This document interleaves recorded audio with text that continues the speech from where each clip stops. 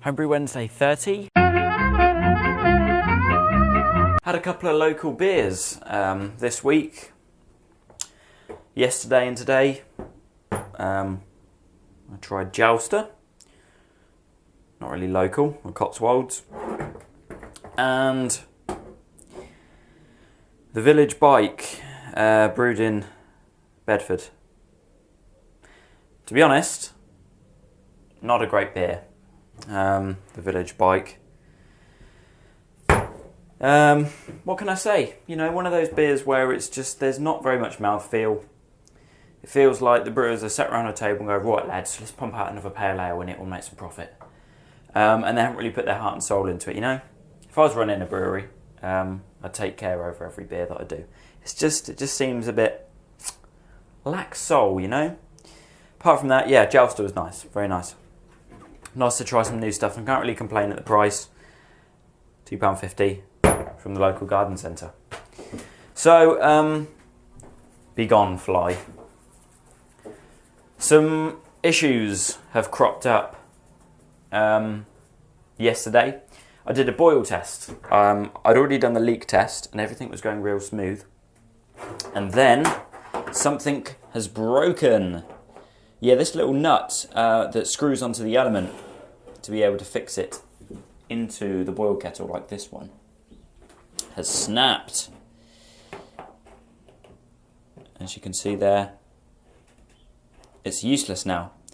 And while I was doing the leak test, just with plain old cold water, when it was standing in the boil kettle, it was just fine. Everything was nice and watertight. The very moment I got it to about 93 degrees Celsius, and that was only about 15 litres worth of water. Oh, it just started trickling out the bottom. It was gone. That was it. There's no way to rectify this problem apart from to just replace these things. So if you are thinking of maybe going electric, even with your hot liquor tank, please think about replacing these as soon as you purchase some elements if they've got like a shroud or a collar like this. It seems to me that it's just gone brittle after 4 brews. It's not good. Things should last longer than that, especially when you pay £22 for one element.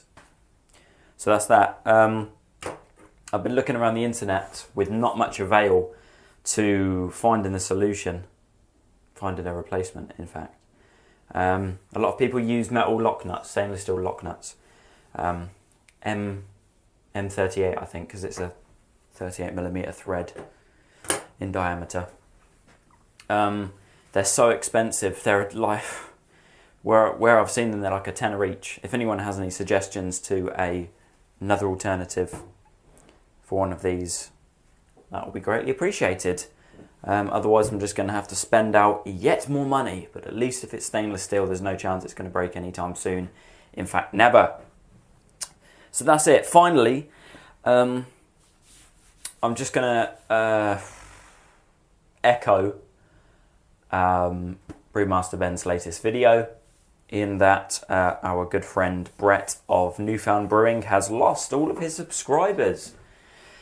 That should be something YouTube keeps an eye on, but they haven't. So if you were subscribed to Newfound Brewing and you are no longer subscribed, please go ahead and resubscribe. Brett, if you're watching, just badger YouTube to hell and back. Send some emails, go on the Google forums, bring it to their attention. I would imagine that everyone's YouTube account is backed up in some way on the Google servers.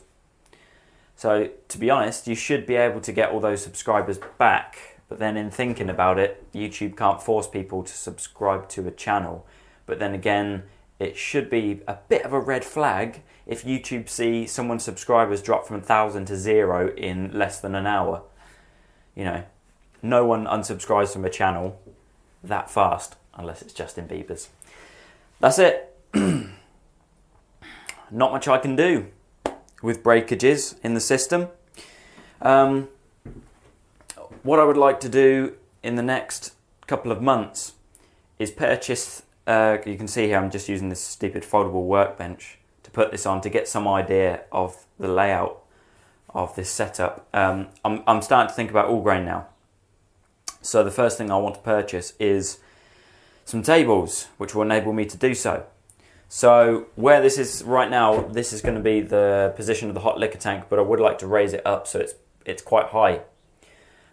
So I can gravity feed it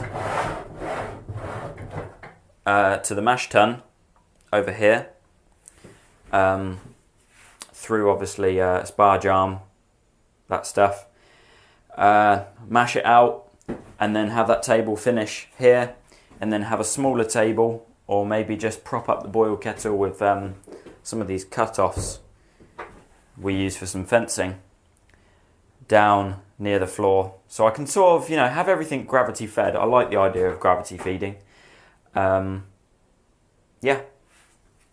What else? What else is there to say?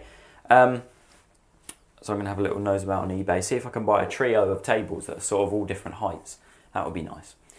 That's it. I guess you could say that this marks the beginning of the road to all grain, maybe. Slow progress, but I'm hoping by maybe the new year we'll be doing the first all grain brew. That'd be real good. So in the meantime, happy Homebrew Wednesday.